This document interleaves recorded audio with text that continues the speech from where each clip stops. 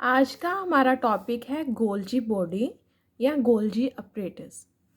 Golgi body जो structure है ये भी एंडोप्लाज्मिक रेटिकुलम की तरह, हमने पिछली वीडियो में एंडोप्लाज्मिक रेटिकुलम को डिटेल से पढ़ा है। इसी तरह गोल्जी बॉडी का स्ट्रक्चर है फ्लैटेंड सैक्स। इसको फर्स्ट टाइम डिस्कवर किया था कैमिलो गोल्जी ने 1898 में। तो उसी साइंटिस्ट के नाम पे इस ऑर्गेनेली का नाम है गोल्जी बॉडी। अभी तक हमने जो सेल के ऑर्गेनेलीज पढ़े हैं उनमें हमने न्यूक्लियस भी पढ़ लिया है और एंडोप्लाज्मिक रेटिकुलम भी पढ़ लिया है।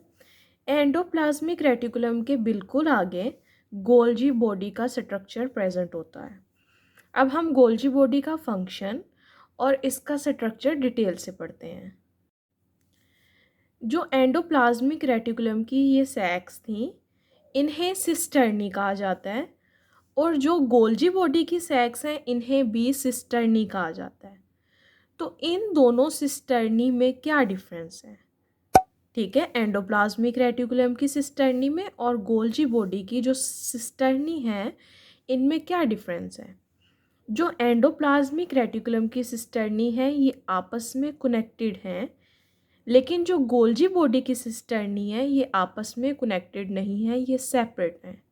ओके, उसके बाद आ जाती है कंपोजिशन कि गोल्जी बॉडीज़ जो हैं इनकी कंपोजिशन क्या है, ये किस चीज़ से कंपोज हुई हैं, किस चीज़ से बनी हुई हैं। इसमें प्रोटीन्स हैं, एंजाइम्स हैं और लिपिड्स हैं। ये तीन चीज़ें इसकी कंपोजिशन में इन्वॉल्व हैं गोल्जी बॉडी की। उसके बाद अगली टर्म आ जाती है गोल्जी अपरेटस। हमने ये टर्म बारहा सुनी है, लेकिन बेसिकली गोल्जी अपरेटस है क्या? यहाँ आप देख सकते हैं कि गोल्जी बॉडीज़ प्रेजेंट हैं और इनकी सराउंडिंग में ये वेसिकल्स प्रेजेंट हैं। तो गोल्जी बॉडी और वेसिकल्स को कलेक्टिवली कहते हैं गोल्जी अपरेटस। ठीक है, और प्लांट्स में गोल्जी बॉडीज़ को कहा जाता है डिक्टायोसोम्स। ये जो गोल्जी बॉडीज़ हैं एक इनकी साइड एंडोप्लाज्मिक रेटिकुलम की तरफ है और एक इनकी उसकी ऑपोजिट साइड पे है। मतलब इनका ऐसे करके कुछ स्ट्रक्चर बना हुआ है ना, तो इस तरफ एंडोप्लाज्मिक रेटिकुलम है और इस तरफ नहीं है, ये उसकी ऑपोजिट साइड है। तो जो साइड एंडोप्लाज्मिक रेटिकुलम की तरफ है उसको बोलते हैं सिस फेस, और जो साइड एंडोप्लाज्मिक रेटिकुलम की तरफ नहीं है उसको बोलते हैं ट्रांसफेस।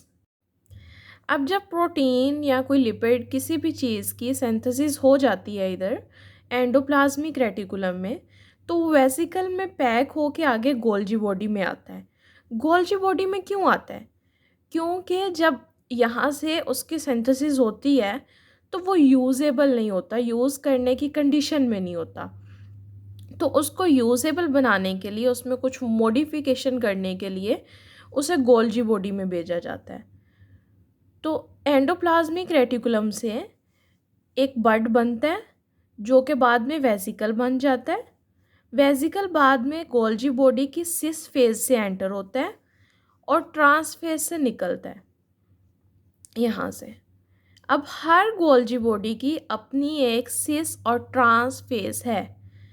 जैसे ये गोल्जी बॉडी है, ये बॉडी है, ये बॉडी है, हर बॉडी की अपनी एक सिस और ट्रांस फेज है। ये वेसिकल पहली की सिस फेज में एंटर होगा, कुछ मॉडिफाई होगा, इसकी ट्रांस से निकलेगा, देन अगली की सिस में एंटर होगा, उसकी ट्रांस में से निकलेगा, और एट द एंड ऐसे होते होते ट्रांस फेज से निकलेगा बिल्कुल मॉडिफाई होके यूजेबल फॉर्म में, और एट द एंड आ जाता है गोल्जी बॉडी का फंक्शन। इसके तीन मेन फंक्शंस हैं, ट्रांसपोर्टेशन, मॉडिफिकेशन और पैकेजिंग। अगर इनको हम अरेंज करें तो पहले मॉडिफिकेशन, फिर इसकी पैकेजिंग और फिर ट्रांसपोर्टेशन। सबसे पहले एक जो मटेरियल आएगा गोल्जी बॉडी में वो मॉडिफाई होगा, जब निकलना होगा तो उसकी पैकेजिंग होगी और फिर वो ट्रांसपोर्ट हो जाएगा। अच्छा, अब जैसे लिखा हुआ है ट्रांसपोर्टेशन, तो हम सबसे पहले ट्रांसपोर्टेशन को पढ़ते हैं। ट्रांसपोर्टेशन जो है वो सेल के अंदर भी होती है और सेल के बाहर भी होती है। जो सेल के बाहर होती है उसको बोलते हैं सेल सीक्रेशन, और जो सेल के अंदर है वो ट्रांसपोर्टेशन है। अगर हम सबसे पहले सेल के अंदर देखें तो अगर हमारे पास जो एंडोप्लाज्मिक रेटिकुलम है, यहाँ से जो प्रोटीन आई है और उसके साथ कार्बोहाइड्रेट आया है और उसने बनाया है ग्लाइकोप्रोटीन। कार्बोहाइड्रेट और प्रोटीन मिलके बनाते हैं ग्लाइकोप्रोटीन, ठीक है। तो ग्लाइकोप्रोटीन जो है वो सेल मेम्ब्रेन में यूज़ हो रही होती है। तो अगर उसकी ज़रूरत सेल मेम्ब्रेन में है तो इसका ट्रांसपोर्ट जो है वो सेल के अंदर ही होगा। तो ट्रांसपोर्टेशन ये सेल के अंदर करेगी गोल्जी बॉडी, उस प्रोटीन को ट्रांसपोर्ट सेल के अंदर ही सेल मेम्ब्रेन तक करेगी जहाँ पे रिक्वायरमेंट होगी। और अगर सेल के बाहर आप देखें कि जो है प्लांट्स उनमें सेल मेम्ब्रेन भी प्रेजेंट है और उसके बाहर एक सेल वॉल भी प्रेजेंट है। जो सेल वॉल है वो सेल के आउटसाइड वाला स्ट्रक्चर है, सेल में वो काउंट नहीं होता, सेल मेम्ब्रेन तक सेल है, बाहर जो है वो आउटसाइड ऑफ द सेल है, सेल वॉल जो है वो सेल के बाहर है। ओके, तो जो गोल्जी बॉडीज़ हैं वो इधर भेजती हैं पेक्टिन को।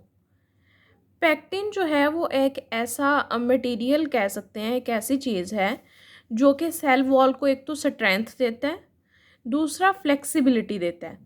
फ्लेक्सिबिलिटी किस लिए कि जब सेल ने ग्रो करना है तो उसको फ्लेक्सिबिलिटी चाहिए होती है, ठीक है, सेल ग्रोथ के लिए। तो पेक्टिन जो है वो सेल ग्रोथ में हेल्प करता है।